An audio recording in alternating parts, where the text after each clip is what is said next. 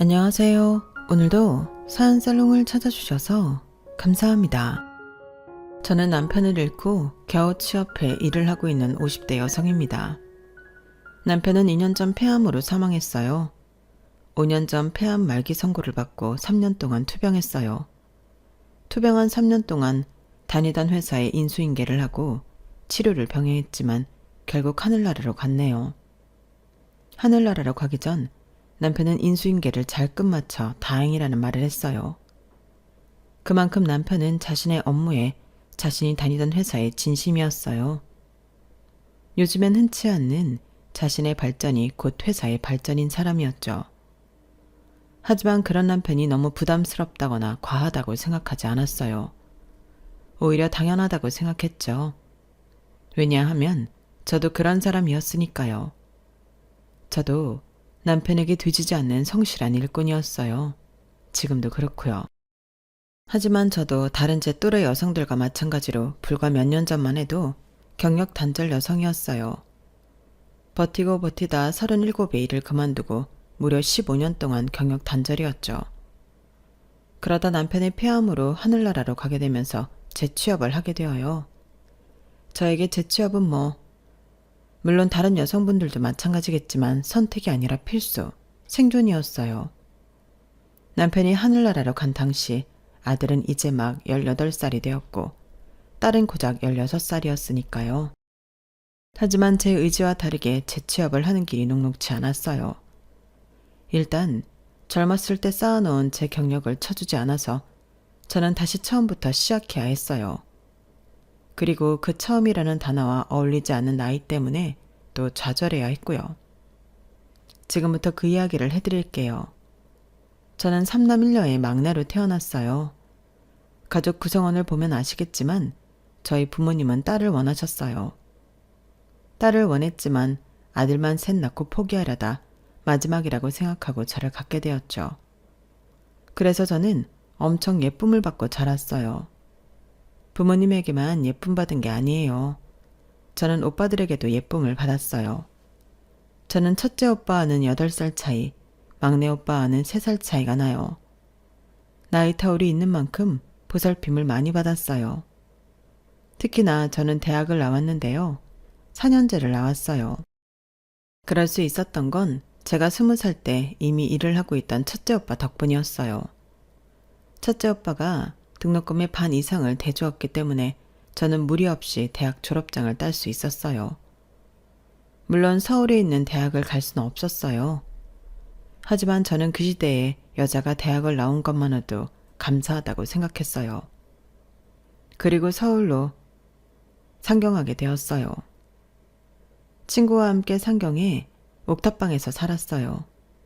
우풍이 심하고 난방도 잘 되지 않았지만 서울에 산다는 생각에 얼마나 기쁘던지요. 저는 아르바이트를 하면서 취업 준비를 했어요. 다행히 서울에 상경한 지 4개월이 조금 지나서 취업을 하게 되었어요. 그때 친구가 사준 지갑이 명품이 아니라 그냥 시장에서 산 것인데도 아직도 가지고 있을 만큼 그때의 기억은 아직도 생생해요. 저는 한 회사의 인사팀에서 근무했어요. 제가 경영학과에 다니면서 가장 관심이 갔던 팀이 인사팀이었어요. 사람들을 관리한다는 것이 저에게는 매력적으로 느껴졌거든요. 그리고 저는 인사팀이란 사람을 연구하는 일이라고 생각했어요. 회사에 적합한 인재가 무엇인지 파악하고 적재적소에 분포시키는 일이라고 생각했죠. 얼마나 매력적인 일인가요? 물론 본격적으로 인사팀에서 근무하면서 그 실상이 이상과는 조금 다르구나 싶긴 했지만 그래도 즐거웠어요. 재미있었고요. 특히 인사팀은 다른 부서들과의 커뮤니케이션이 중요했고 그 사실이 저에겐 재미있었어요. 저는 많은 직원들과 소통하려고 노력했고 그러기 위해 그들의 정보를 외우고 새로운 정보를 알면 메모하기를 반복했어요. 그러다 제게 눈에 띈 사람이 있었죠. 그 사람은 무슨 요일이든 밝게 인사하는 사람이었어요. 인사팀뿐만 아니라 다른 부서 사람들은 그 사람을 웃는 괴물이라고 불렀죠. 그 사람은 개발팀이었어요. 그리고 저보다 입사를 2년 정도 빨리 했고 군대를 만기 전역했으며 지금 거주하는 곳은 회사 근처 빌라고 여동생이 2명 있다는 것을 회사 인사 시스템으로부터 알고 있었죠. 그리고 저는 그 이후에 그 사람의 자기소개서를 봤어요. 그 사람의 필력은 읽기 좋았고 안 뽑을 수 없는, 뽑을 수밖에 없는 열정이 느껴졌어요. 그리고 그는 정말 열정적인 사람이었죠. 개발팀에 있으면서 프로젝트를 성공시킨 적도 많았고 그래서 입사한 지 2년 만에 대리로 승진했더군요. 그래서 웃는 괴물이라고 불리는 거였어요. 하지만 그것보다도 무슨 요일이든 웃는 얼굴로 회사에 출근하는 모습이 제게 좋아 보였어요. 그래서 친해지고 싶었어요. 배울 점이 많아 보였어요. 그리고 친해지는 데에는 오랜 시간이 걸리지 않았어요. 그는 성격이 무척 좋아서 저에게 쉽게 옆을 내줬어요. 하지만 데이트 신청을 하기까지는 4년이 걸렸어요. 저는 4년 뒤에 참다 못해 그 사람에게 데이트 신청을 했어요. 그런데 저녁을 먹는 도중에 그 사람이 급하게 전화를 받았어요. 아, 맞다. 잊고 있었어. 지금 어디야? 아, 여기 근처네. 그럼 일단 여기로 와. 그렇게 전화를 끊더니 그 사람이 제게 정중하게 사과했어요. 저 혹시 죄송한데 제가 오늘 사실 조카를 봐야 했거든요. 그런데 제가 잊고 있었네요. 그런데요? 실례지만 부탁 하나 드려도 될까요? 뭔데요? 정말 죄송하지만 애들이랑 잠깐만 같이 있어도 될까요? 정말 죄송해요. 첫 데이트인데 정말 죄송합니다. 혹시 부담스러우시면 오늘은 제가 데려다 드리고 다음에. 괜찮아요. 네?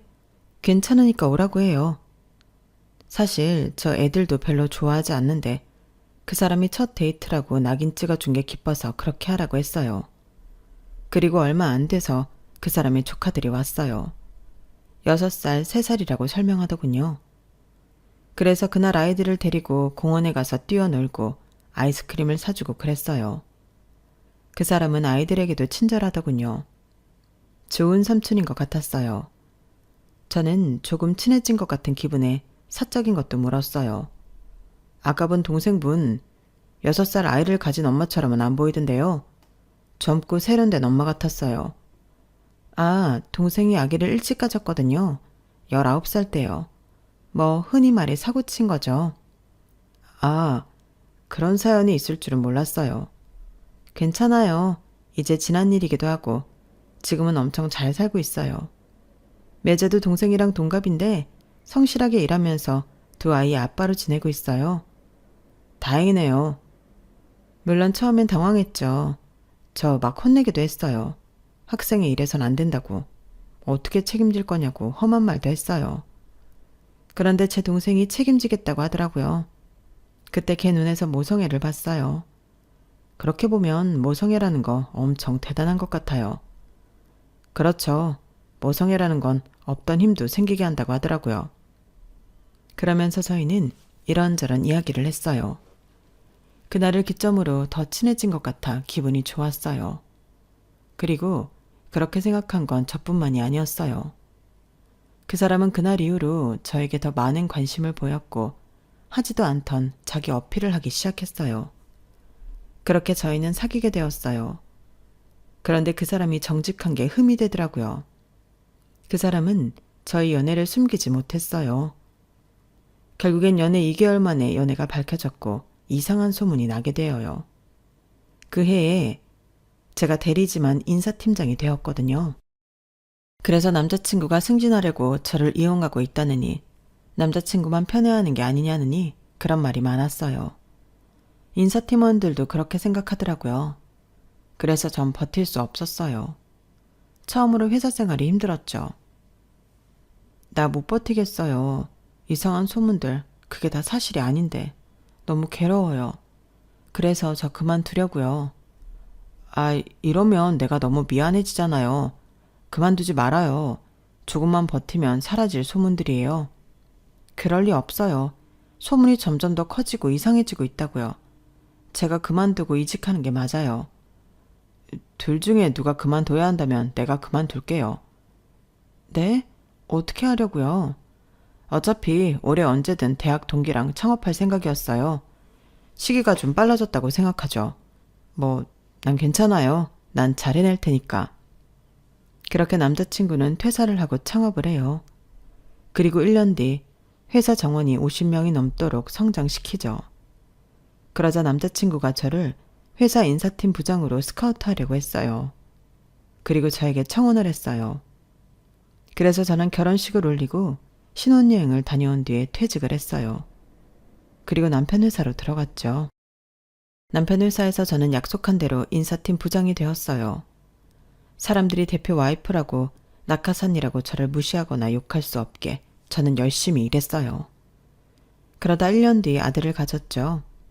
아들을 가진 뒤에도 저의 열정은 식지 않았어요. 저는 임신 8개월 때까지 출근을 했고 출산 직전까지 재택근무를 했어요.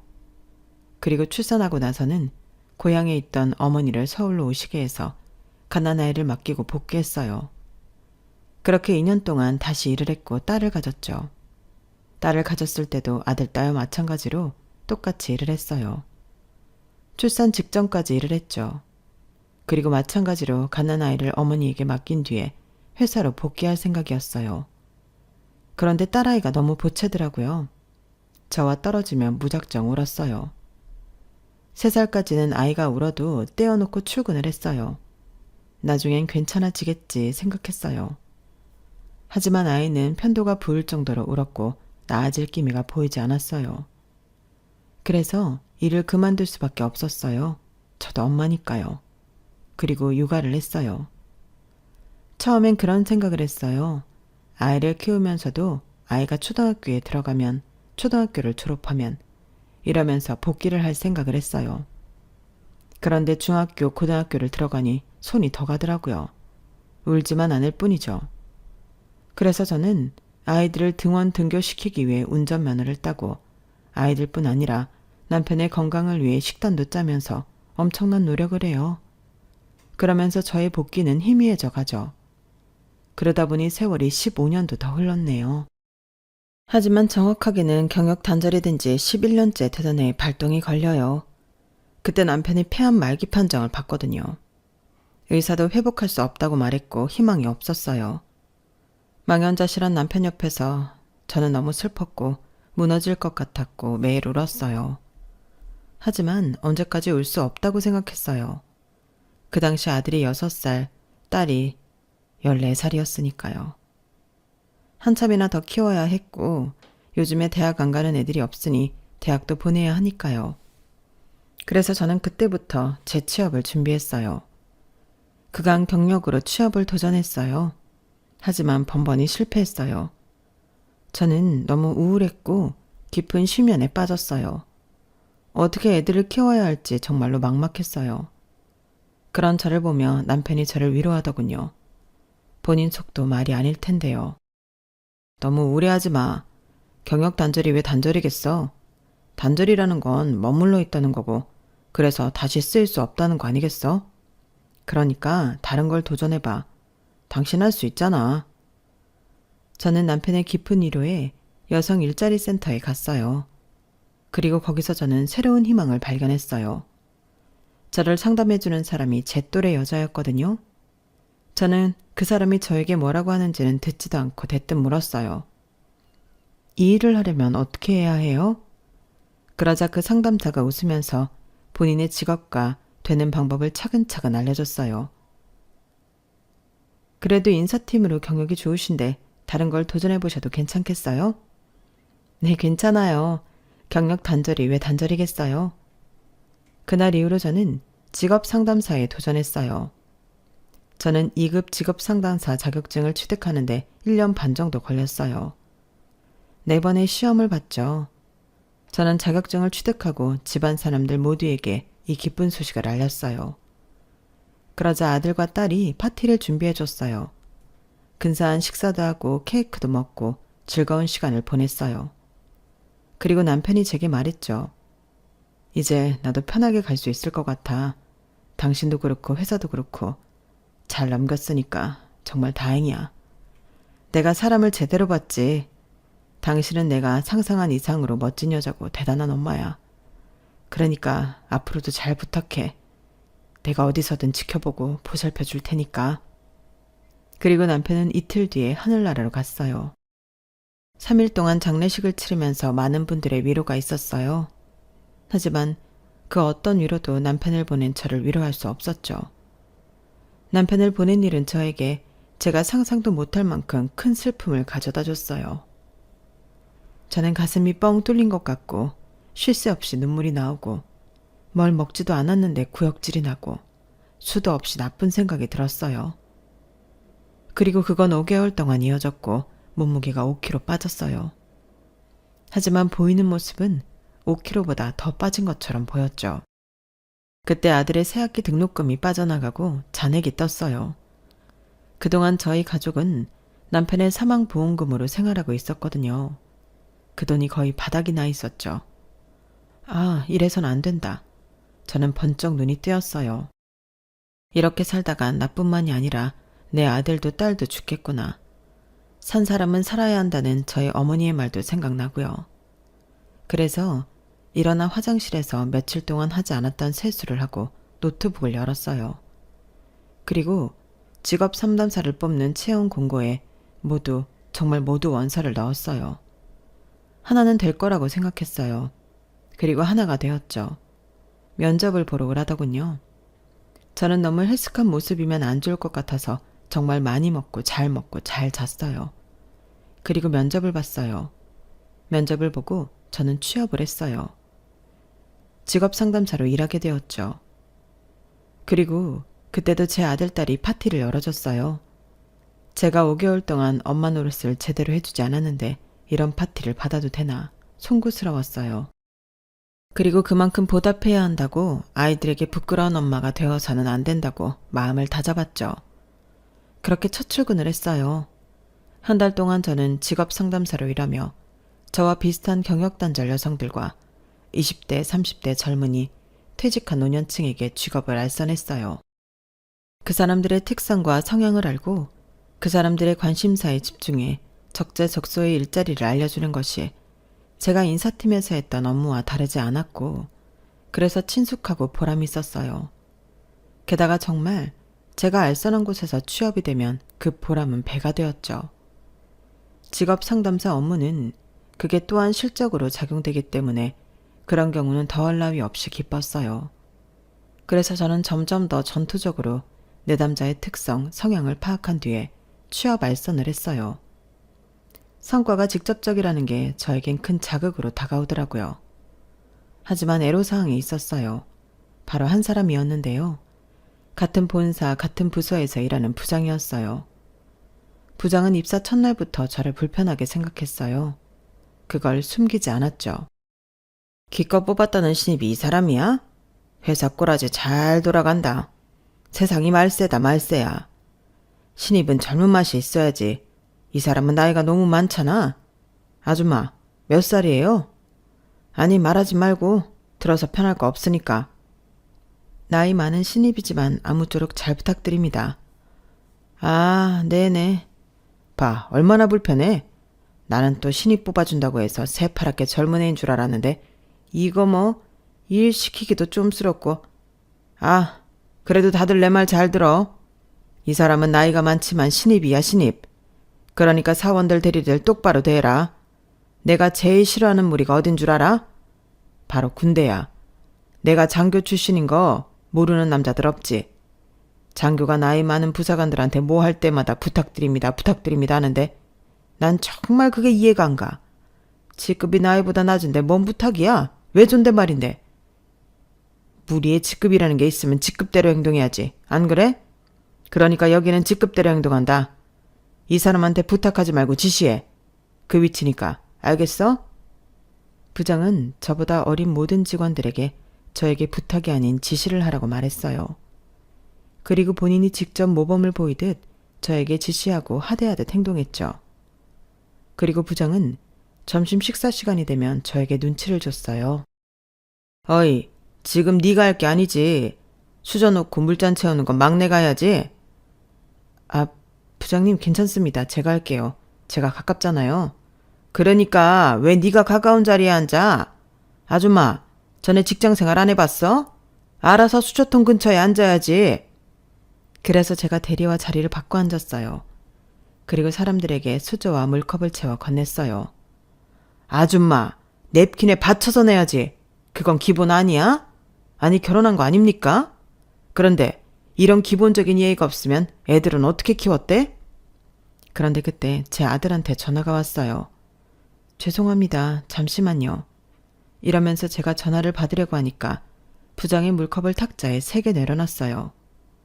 식당 모든 사람들이 저희 테이블을 쳐다봤죠. 아니, 지금 부장이 말하고 있는데 전화를 받는 건 무슨 싸가지야? 젊은 MZ세대도 아니고 당신이 말이야. 이래서 내가 나이 먹은 신입은 싫다는 거야. 꼴에 나이 많다고 지멋대로 굴려는 것 봐. 아우, 야, 너희들도 그러니까 니네 여자들 말이야. 결혼하고 애 낳을 거면 진짜 그만둬. 그리고 그만두고도 다시 재취업할 생각도 하지 마. 니네도 저렇게 안 될 것 같지? 아줌마 되면 다 저래. 안 저런 아줌마 본 적이 없다. 애초에 여자는 직원으로 뽑으면 안 된다니까. 밥맛 떨어져서 원. 저는 그 이야기를 듣고 식당을 빠져나와 화장실에서 울었어요. 도중에 전화를 끊어서 아들이 무슨 일이냐고 문자를 보냈는데 답장도 하지 못했죠. 그리고 저는 화장실에서 충격적인 소리도 들었어요. 아, 진짜 아줌마 하나 잘못 들어와서 팀 분위기가 이게 뭐냐? 그전에도 괜찮은 분위기는 아니었지만 이 정도로 최악은 아니었잖아. 게다가 갑자기 불똥은 왜 우리가 맞는데? 결혼하고 애 낳을 거면 진작 그만두라고? 다시 취업할 생각도 하지 말라고? 뭔 그런 소리래. 그러니까. 아니, 그 아줌마도 이상해. 왜 개기려고 해? 항상 부장님이 그런 소리 하면 눈 부릅뜨고 대들려는 듯이. 그러니까 부장님이 더 그러지. 회사는 미쳤다고 그런 신입을 뽑냐? 솔직히 우리도 좀 불편해.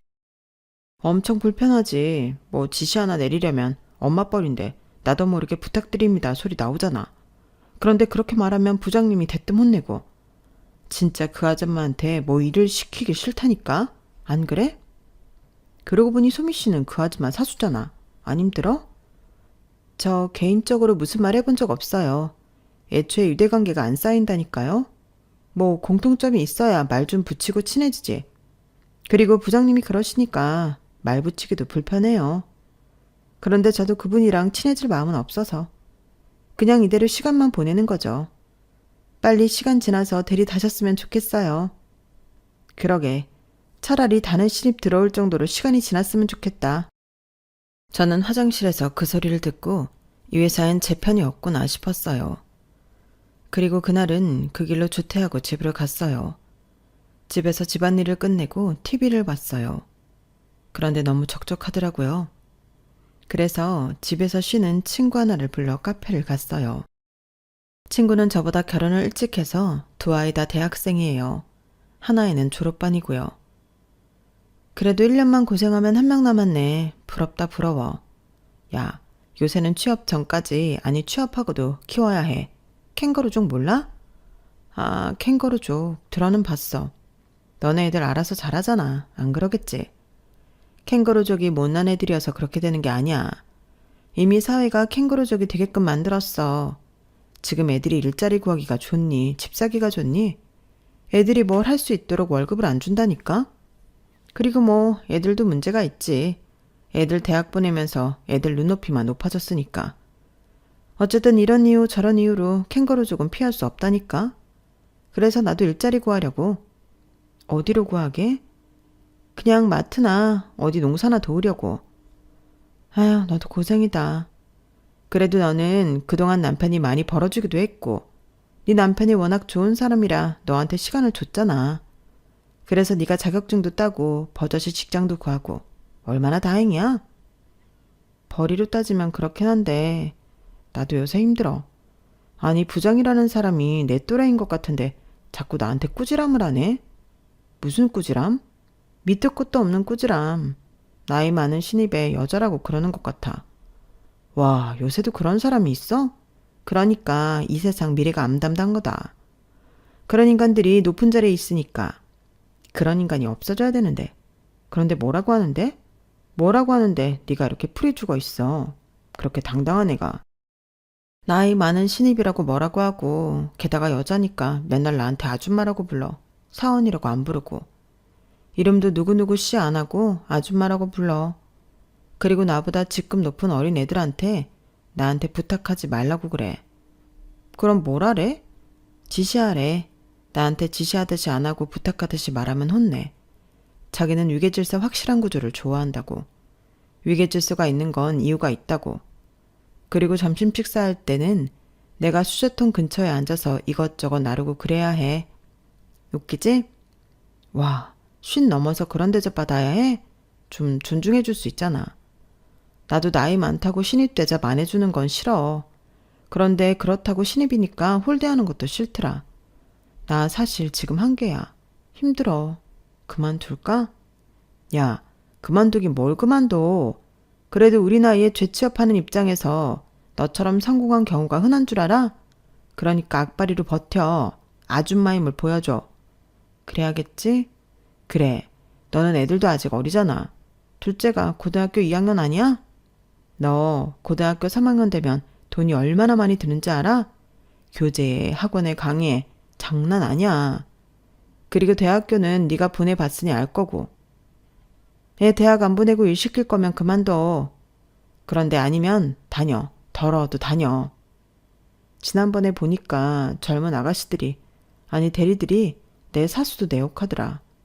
늙은 신입 와서 팀 분위기 흐린다고. 그 이야기 정말 네 귀로 들어봐. 버티라는 소리 안 나올걸? 더럽지. 그 꼴 아주 간사하고 더럽지. 걘 뭐 안 늙을 것 같대? 걔네들도 우리처럼 다 늙고 결혼할 거고 애도 낳을 거고 다 우리처럼 되게 되어 있어. 그때 아주 피눈물 흘리며 후회할 거다. 내가 그러지 않고 나는 그러지 않았으면 세상이 달라졌을까 하고 그럴 거야. 그런데 그건 나중 일이고 우린 지금을 봐야지.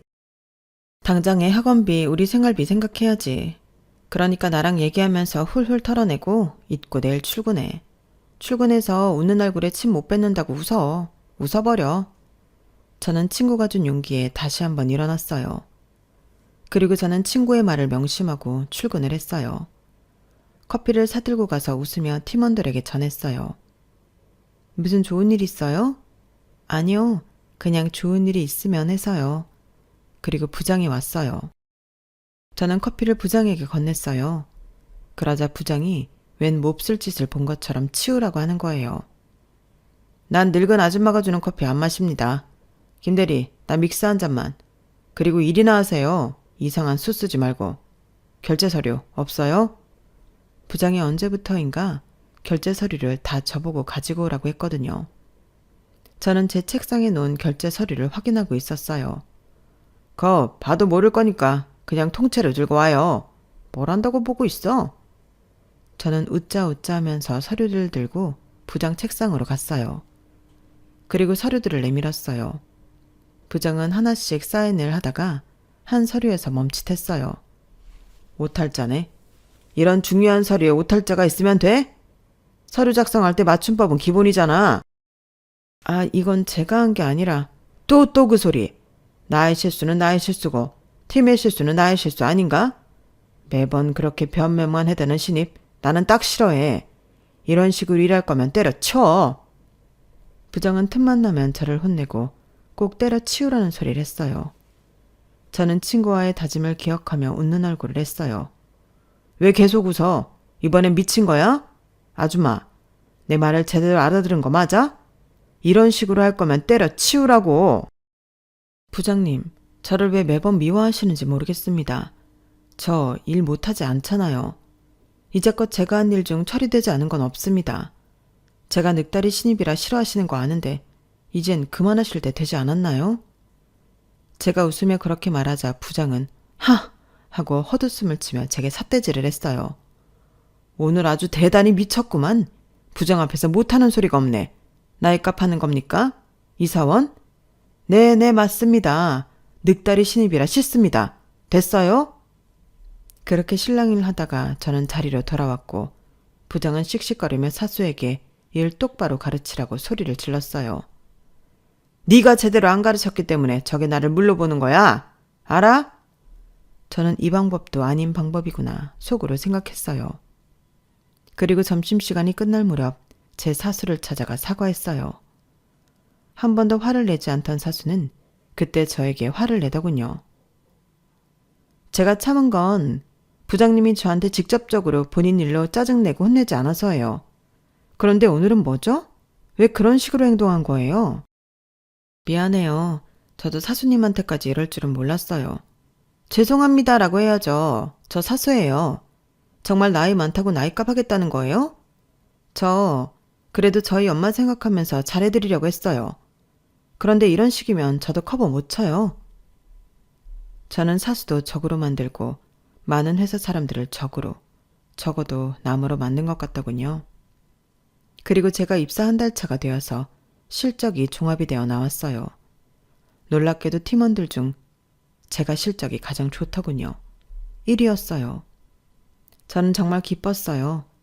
제 노력이 헛된 것만은 아니구나 생각했거든요. 하지만 대놓고 기뻐할 수만은 없었어요. 제가 압도적으로 1위를 하게 되어서 팀 분위기가 정말 안 좋았거든요. 적막했어요. 꼭 장마 같았어요. 그런데 제가 혼나는 건 분위기를 타지 않았죠. 심지어 더 혼나는 것 같았어요. 이번에도 저는 제가 결제를 올리지 않은 건으로 혼이 나고 있었어요. 대체 이런 식으로 결제 올려서 나보고 어떻게 사인을 하라는 거야? 몇 번이고 내가 양식 알려줬지? 이 양식은 아니라고. 아니라고! 아줌마, 머리 안 돌아가? 돌대가리야? 대체 몇 번을 알려줘야 해? 이럴 거면 진짜 일 때려 치우라고. 애 때문에 그래? 남편 있을 거 아니야. 남편이 쪼달리게 보나 보지? 집구석이 엉망이네. 가져가서 다시 해. 저는 한마디를 하려다가 저번처럼 더 큰 악몽이 찾아올까 봐 참았어요. 그런데 직원들이 다들 일어나는 소리가 들렸어요. 뒤를 돌아보니 한 남자가 들어왔는데 구면이었어요. 제가 삿대질을 하자 직원들이 모두 수근수근거리면서 저에게 눈치를 줬어요. 그리고 부장이 저에게 들으라는 듯 말했죠. 아, 대표님. 한 달 동안 해외 갔다 오시느라 고생 많으셨습니다. 미국 날씨가 어떠셨는지 더우셨습니까? 강 부장 잘 지냈나? 미국은 무지 더웠네. 그런데 이분 왜 여기 있어? 저는 무척 놀랐어요. 대표라고 하는 저 남자 제 남편의 지인이거든요. 그것도 친한 지인이요. 경조사를 거하게 챙기는 사이였어요. 저희 남편이 회사 대표라는 것은 이야기 드렸죠. 대표님과 어떻게 알게 된 사이냐면요. 저희 남편 회사가 고연 촉진 장려금을 받기 위해서 취업 지원 프로그램을 이수한 실업자를 몇 번 받았어요. 그때 헤드헌팅 회사 대표 몇 명과 친하게 지냈는데 그중 한 분이세요. 특히 이분 회사에서 소개받은 직원들과는 상당히 오래 일했어요. 지금 아직도 다니는 직원이 있어요. 저희 부부에게 굉장히 감사한 분이죠. 그럼으로써 서로 윈윈하는 관계였기도 했고요. 그래서 대표님 따님이 결혼할 때 저희 부부가 100만 원을 축의금하고 아버님이 돌아가셨을 때 100만 원 조의금을 했어요. 그리고 대표님은 저희 남편이 하늘나라에 갔을 때 500만 원이나 조의금을 하셨고요. 그런데 어떻게 회사를 모르냐고 하시는 분들이 있을지도 모르겠어요. 저는 사실 남편의 지인관계를 제대로 잘 알지 못해요. 남편이 워낙 마당발이어야죠. 그래서 얼굴과 직책만 대충 알지 무슨 회사를 운영하는지는 몰라요. 그래서 몰랐어요. 모른 만큼 굉장히 당황했고요. 그래서 저는 손을 내리지 못하고 있었어요. 그런데 대표님은 저를 이미 알고 있다는 듯이 제 손을 쓱 내려주더니 가볍게 목례를 하고 악수를 청했어요. 사모님, 오랜만입니다. 잘 지내셨어요? 그리고 사모님 소리에 직원들은 다시 수근수근거렸고 부장은 놀란 표정을 숨기지 못했어요. 아니, 이 아줌마한테, 아니 이분한테 사모님이라뇨. 대표님 무슨 말씀이신지 감을 못 잡겠는데요. 대표님은 손짓으로 잠시만 기다려보라고 하면서 어딘가에 전화를 걸었어요. 인사팀인가? 지금 부장 자리 비어있지? 그래. 강 부장이 다른 지사로 발령 갔잖아. 그래, 나도 알고 있어. 그래서 내가 새로 인사부장 뽑았다고 전달하지 않았나? 그래, 직업상담사로 면접 본 이지은 씨 말이야. 내가 직업상담사가 아니라 인사부장으로 올리라고 했잖아. 그런데 왜 지금 직업상담사로 있지? 대체 일 처리를 어떻게 하는 거야? 저는 대표님 말에 무척 놀랐어요. 그리고 놀란 건 저뿐만이 아니었죠. 사무실에 있는 모든 사람이 놀라서 저와 대표님을 번갈아 봤어요. 알고 보니 제가 직업 상담사로 원서를 넣은 뒤에 대표님이 제 이력서를 확인하고 저를 알아차린 거예요. 사연이 딱하기도 하고 제가 인사팀에서 부단히 잘 일했다는 것을 알고 있기도 했고요. 그리고 그때 마침 본사 인사부장 자리가 비어 있었어요. 그래서 대표님은 직업 상담사를 한 명 더 뽑고 저를 인사부장으로 임명했던 거예요. 그런데 착오가 생겨 직업 상담사를 한 명 더 뽑긴 했지만 그 사람은 지사로 발령받고 전 본사에서 직업 상담사로 일하게 된 거죠. 그리고 대표님은 일이 있어 한 달 동안 회사에 출근하지 못했고 그래서 저는 직업 상담사로 한 달 동안 근무하게 된 거였어요. 일처리 똑바로 하세요. 당장 이분 자리 옮겨드려. 앞으로 같이 업무할 인사부장이니까 잘 대우하라고. 그런데 내가 없을 때 더 꼼꼼하게 일 처리해야 하는 거 아니야? 오늘 이렇게 처리한 사람 내 방으로 올려보내. 대표님은 그렇게 말하고 전화를 끊고서 제게 사과를 했어요. 제가 분명 지시를 내렸는데 직원이 잘못 알아들은 모양입니다. 한 달 동안 여기서 일한다고 고생 많았어요. 이제 앞으로 하시던 일 하면 됩니다. 인사부장으로요. 기뻤어요. 이제껏 몸바쳐 일한 제 경력이 인정된 것 같아서요. 그리고 좋아하던 일을 다시 할 수 있어서 기뻤어요. 그런데 사실 저조차도 의문이 들었어요. 경력 단절이 된 지 무려 15년이 되었잖아요. 그동안 인사 업무의 체계도 많이 바뀌었을 거고 시스템도 바뀌었을 텐데 제가 잘할 수 있을까 이런 생각이 들더라고요. 솔직히 겁나더라고요. 그래서 제가 경력 단절을 걱정하며 직업 상담사에 일을 하는 게 낫지 않겠냐고 대표님에게 말했어요. 대표님, 말씀은 감사합니다. 그런데 제가 경력 단절이 된 지 15년이나 되어요. 그동안 인사팀 업무가 많이 바뀌었을 거예요. 그런데 갑자기 부장 자리에서 일할 생각을 하니 솔직히 눈앞이 캄캄하네요. 차라리 제가 지금 일하는 자리에서 다시 시작하는 게 낫지 않을까요? 사모님, 아니 인사부장님, 언제 그렇게 자신감이 없는 사람이었어요? 제가 본 인사부장님은 늘 자신감 넘치고 여자라고 주눅들지 않고 남편분보다 더 성실하고 능력 있는 사람이었잖아요. 저는 정식이도 정식이지만 인사부장님을 보고 정식이와 더 친밀하게 지낸 겁니다. 두 분 다 좋은 사람이니까 제가 그렇게 대한 겁니다. 자신감을 가지세요. 분명 부장님은 잘할 겁니다. 이건 돌아가신 남편의 부탁이 아닌 제 자신의 믿음이에요. 남편의 부탁이요? 그 사람이 무언가 부탁을 했나요? 저 멀리 떠나기 전에 저에게 전화를 했어요. 남은 식구들 좀 챙겨달라고. 물론 그 말 때문에 부장님을 뽑은 건 아닙니다. 부장님은 부장님 스스로 무척 가치 있고 유능한 분이니까요. 저는 제가 모르는 이야기에 눈물이 났어요. 제 앞에서 모든 일이 해결되어 편하게 눈 감을 수 있겠다고 하더니 뒤에서 이런 부탁을. 대표님에게만 한 게 아니라 분명 자기가 아는 큰 사람들에게 했을 거예요. 그런 생각이 드니 마음이 무너지더라고요.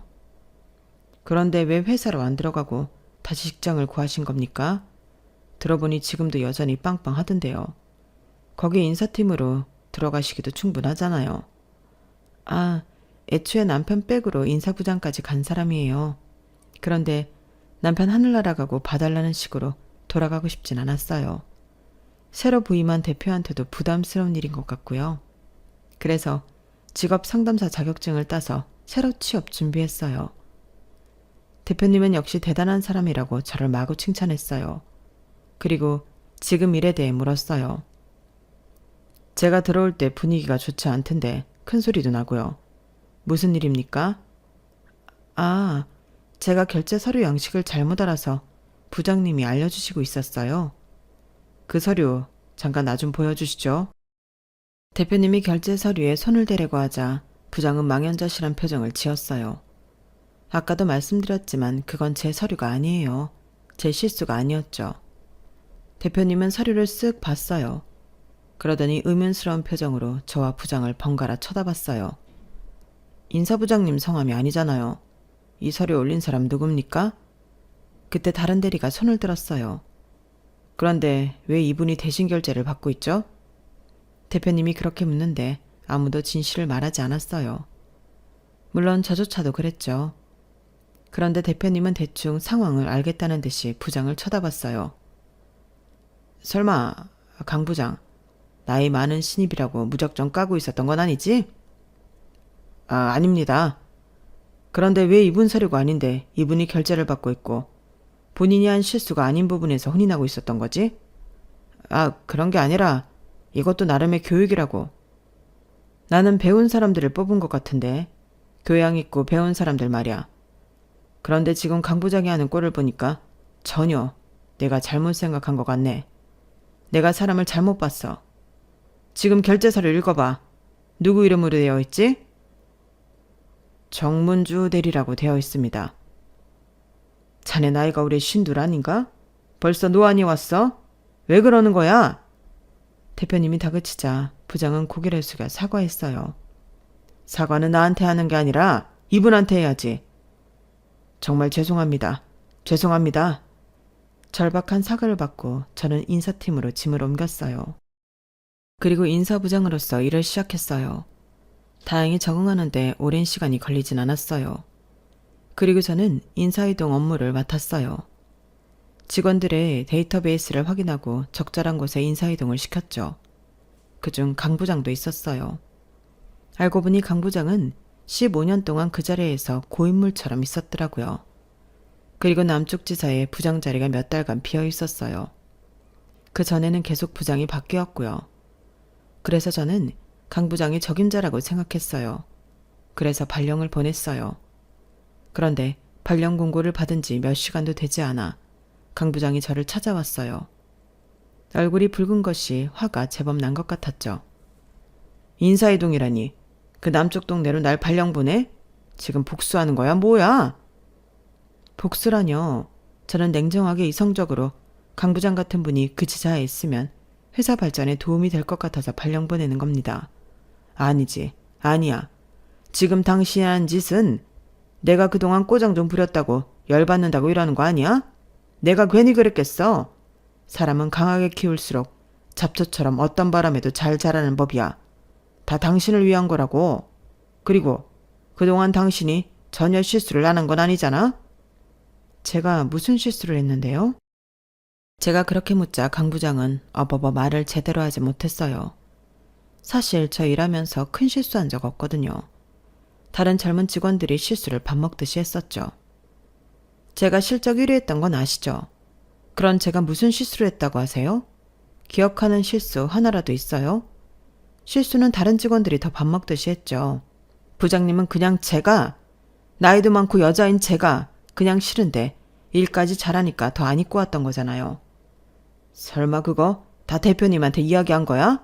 사람 그렇게 안 봤는데 되게 치사하네. 입사도 부정입사 아니야? 대표님이 그 앞에서 분명히 말씀하셨잖아요. 부정입사 아니에요. 전 제 실력으로 여기까지 온 겁니다. 아무튼 발령 받으셨으니 조금씩 정리하고 내려가세요. 아니, 지금 이제 와서 나를 보내는 이유가 뭔데? 이유는 말씀드렸잖아요. 회사 발전을 위해서 그 자리에 적합한 사람이 강 부장님이기 때문이에요. 이런 식으로 대우해줘봤자 기쁘지도 않다고. 내 딸이 이제 고3이야. 그런데 내가 어디를 가? 이런 사정 회사가 다 봐줘가면서 발령을 보내든 해야지. 딸이 있어요? 그래, 2명이나 있어. 그러니까 발령을 취소해. 딸이 고3이라고. 고3이 어디를 움직여? 딸이 있는데 저한테 그런 식으로 말한 거예요? 그렇게 말하자 강 부장 눈이 흔들렸어요. 혼자 내려갈 건지 가족 다 같이 내려갈 건지 결정하세요. 그래야 집을 구해주든지 하죠. 저희 회사에서 집 제공해주는 거 아시죠? 그리고 정당한 인사이동에 불응하면 해고 조치됩니다. 내가 그런다고 갈 것 같아?